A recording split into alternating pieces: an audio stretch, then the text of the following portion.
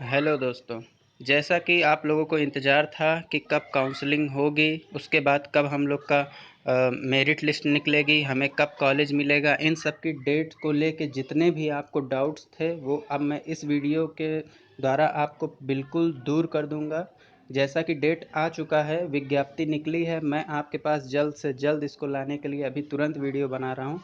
परीक्षा नियामक प्राधिकारी जो हमारे हैं, उन्होंने और अपर सचिव ने मिलकर डेट निर्धारित कर दी है दोस्तों। तो आइए हम लोग देखते हैं निर्धारित डेट क्या है।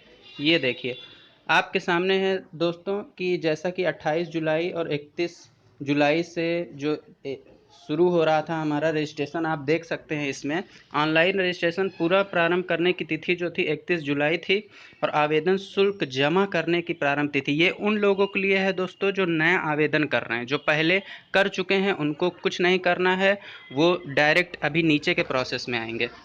आवेदन शुल्क जमा करने की तिथि और अंतिम तिथि जो है ऑनलाइन रजिस्ट्रेशन की वो 8 है और उसके बाद आवेदन शुल्क जमा करने की अंतिम तिथि जो है 10 अगस्त तक है। 10 अगस्त तक आप आवेदन अपना शुल्क जमा कर दें और आवेदन जो आप करेंगे उसका पूर्ण कर प्रिंट आउट लेने की अंतिम तिथि 14 तक, मतलब आप 10 को सब कर लें उसके बाद 14 तक आप उसका प्रिंट आउट ले सकते हैं। अभ्यर्थी द्वारा अपने ऑनलाइन फॉर्म में अगर कोई त्रुटि रहेगी, जैसा कि दोस्तों हम लोगों को मिलता है ऑनलाइन करेक्शन के लिए, अगर कोई त्रुटि रह गई है तो दोस्तों आप उस त्रुटि को 17 से 21 अगस्त तक उसको दूर कर सकते हैं।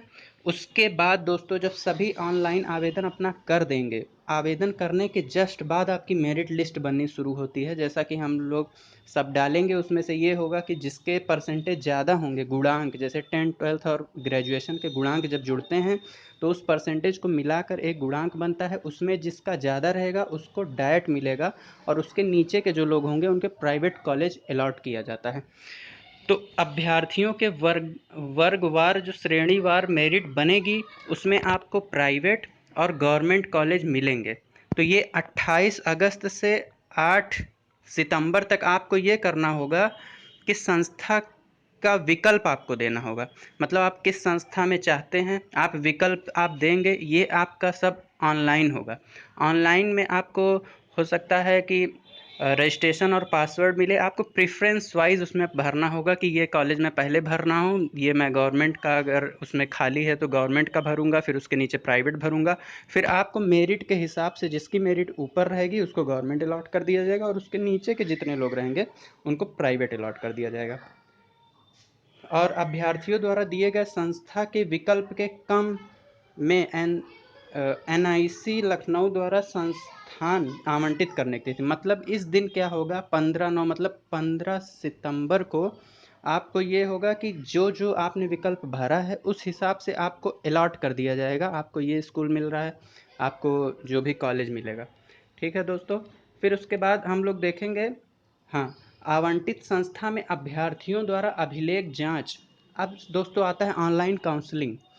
जैसा कि ऑनलाइन काउंसलिंग में हमारी वीडियो आप लोग देख सकते हैं कि काउंसलिंग के बाद जब डॉक्यूमेंट वेरिफिकेशन की बात आती है तो डॉक्यूमेंट वेरिफिकेशन में आपको क्या करना होता है, कुछ चीज़ें ले जानी पड़ती हैं और वहाँ पे दिखानी पड़ती हैं। इसको कहते हैं अभिलेखीय जांच। तो अभिलेखीय जांच होगा मतलब डॉक्यूमेंट वेरिफिकेशन होगा और प्रवेशित अभ्यर्थियों की सूचना संबंधित संस्था द्वारा वेबसाइट पर अपलोड किया जाना, मतलब कि आप जो वहाँ डॉक्यूमेंट वेरिफिकेशन कराएंगे उसके बाद उनको पता चलेगा कि हाँ ये बच्चा हमारे कॉलेज में आ रहा है, क्योंकि हम लोग कहीं भी भर सकते हैं। जैसा कि मैं दोस्तों अपने पहले की जितनी वीडियोज़ उसमें बता चुका हूँ कि हम लोग काउंसलिंग किसी भी जनपद में करा सकते हैं, किसी भी कॉलेज में करा सकते हैं। तो आप जहाँ पे अपना अभिलेख जांच कराएंगे मतलब डॉक्यूमेंट वेरिफिकेशन कराएंगे तो उनको ये पता होगा कि ये बच्चा हमारे यहाँ लेना चाहता है। तो उस बच्चे मतलब आप जितने भी बच्चे होंगे उनका वो अपलोड करेंगे और मेरिट के हिसाब से वो उनको क्रम में देंगे। तो ये मेरिट के हिसाब से जब क्रम में देंगे तो 27 से 4 सितंबर के बीच में वो मेरिट के हिसाब से देंगे। ठीक है। यदि सीटें जो है अवशेष रह जाती हैं तो रिक्त सीटों के सापेक्ष चयन है तो द्वितीय चक्र मतलब सेकंड काउंसलिंग की बात की जा रही है। तो द्वितीय चक्र की जो काउंसलिंग होगी, जब पहले चक्र की काउंसलिंग पूरी हो जाएगी तो उसके जस्ट बाद द्वितीय, जैसे 4 तक ये खत्म हो रहा है उसके बाद सेकंड काउंसलिंग की बारी आएगी। जिनकी मेरिट कम है, मान लीजिए जिनकी 200 है या 200 से कम है जिनकी मेरिट, उन लोगों के लिए सेकंड काउंसलिंग होता है। अगर सीटें खाली रह गई, क्योंकि कोई भी बच्चा एक ही जगह लेता है, जैसे मान लीजिए मैं इलाहाबाद भरता हूँ या लखनऊ भरता हूँ, तो मैं लखनऊ की सीट लूँगा और उसके बाद जो मैं 1-2 सीटें मेरी खाली रह जाएंगी। अगर मान लीजिए मैंने 3 जगह से काउंसलिंग कराई या 4 जगह से कराई, 5 जगह से कराई, तो मेरी सीटें क्या होंगी, खाली रह जाएंगी।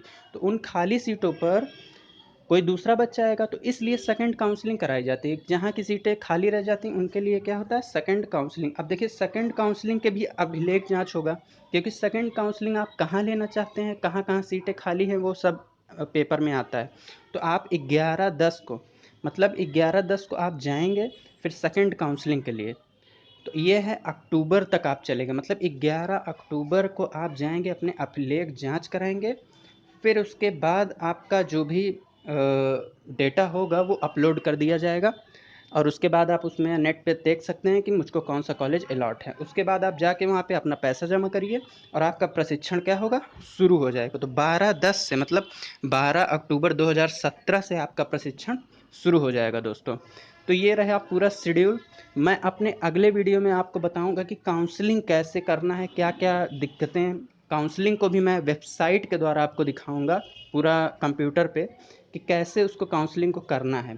अगर जो लोग दोस्तों साइबर कैफ़े नहीं जा सकते, वो मेरे वीडियोस को देखकर अपने घर पर भी काउंसलिंग कर सकते हैं। ठीक है दोस्तों, अगर आपको वीडियो अच्छा लगा हो तो आप इसको सब्सक्राइब ज़रूर करें मेरे चैनल को, और चैनल को सब्सक्राइब करें। इसके बाद आप उस पर कमेंट भी कर सकते हैं। अगर आपकी कोई भी समस्या है तो आप उसको कमेंट बॉक्स में लिखें। अगर आप चाहते हैं किसी और रिलेटेड टॉपिक से मैं वीडियोस बनाऊं, तो उसको आप मेरे डिस्कशन पेज पे लिख सकते हैं। और सभी लिंक्स हमारे अवेलेबल हैं यूट्यूब पर, आप उससे जुड़ सकते हैं दोस्तों। Thank you very much, good day.